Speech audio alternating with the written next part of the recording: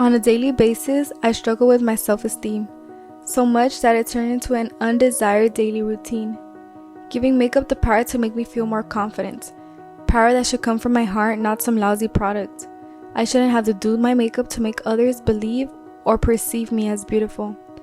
I do not wear makeup to please society, but rather to personally feel better about myself and effects from society norms. I need to learn that makeup does not define my beauty. My beauty is in me.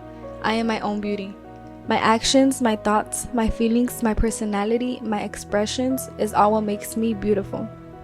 We should not let society define our worth based off our external looks. And the first step to accomplishing that is by fully loving ourselves, every single flaw. But most importantly, loving ourselves for who we are.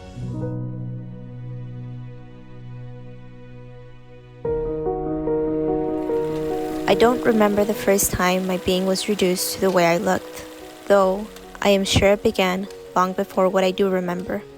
At 12 years, I walked into the room, a perfectly naive preteen. You told me that my waist was the perfect shape for my thighs, and to not let it get any bigger.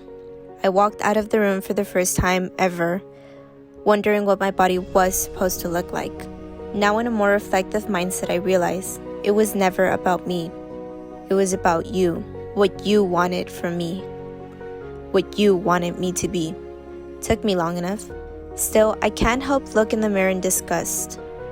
That is when I don't avoid it. This is what you did to me. I strayed far from the person I once was. Someone that dressed for the way it made her feel, not the way in which they would make her feel. I cringe as I look in the mirror, a stain on my mind.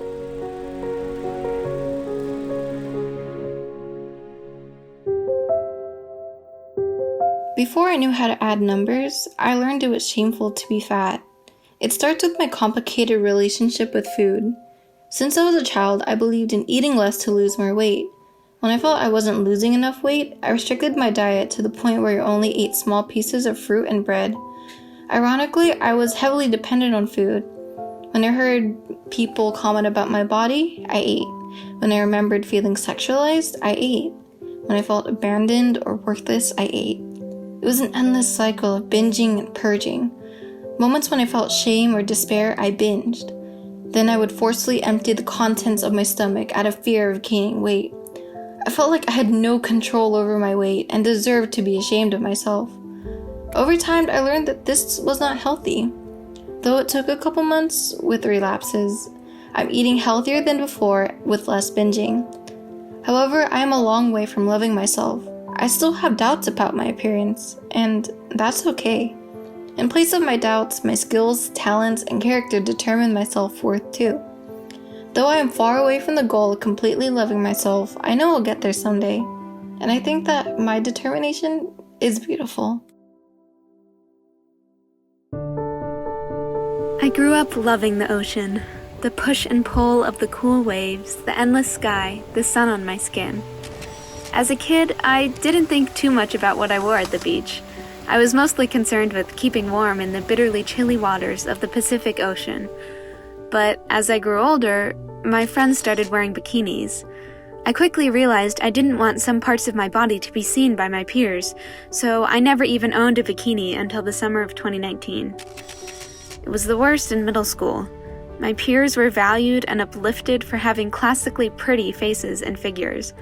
I felt like the odd one out. I have a pear-shaped build. My legs were too short, my hips were too wide, and my scar was odd and made me stand out. It's a process to break free of these mindsets, and it's a battle that I fight every day. When I look at myself in the mirror before bed, I choose to notice the things I love about me.